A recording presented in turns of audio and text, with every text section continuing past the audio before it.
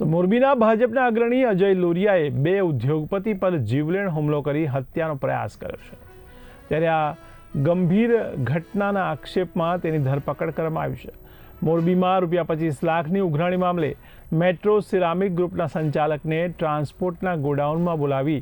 જિલ્લા પંચાયતના પૂર્વ ચેરમેને ધોકાવાળી કરી જીવલેણ હુમલો કર્યાની પોલીસ ફરિયાદ નોંધાયા બાદ પોલીસે આ ગુનામાં જિલ્લા પંચાયતના ભાજપના પૂર્વ ચેરમેન અજય લોરિયાની ધરપકડ કરી હતી।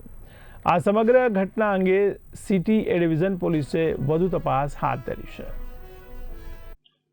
આજરોજ ફરિયાદી શેખરભાઈ રતિલભાઈ આજરોજ એક ફરિયાદ આપેલ છે કે તેમને ગઈકાલે રાત્રિના એમને આ કામેના અજયભાઈ મનસુખભાઈ લોરિયા પાસે પૈસાની લેતી દેતી હોય એમાં એમને 25 લાખ રૂપિયા લેવાના હોય એનો ગઈકાલે વાયદો હોય જે બાબતે એમને ફોનમાં વાત થઈ અને પછી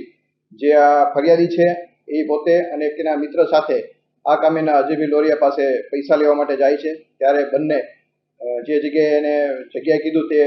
જગ્યા ભારત ટ્રાન્સપોર્ટ પાસે જઈ ગોડાઉન છે ત્યાં બોલાવી એની સાથે માર મારી અને ગંભીર ઈજાઓ કરેલી હોય જે બાબતે એ ડિવિઝનમાં ગુનો દાખલ થયો અને આ કામે ગુનાના કામે જરૂરી પુરાવા મેળવી આ કામેના આરોપી અજય મનસુખભાઈ લોરિયાને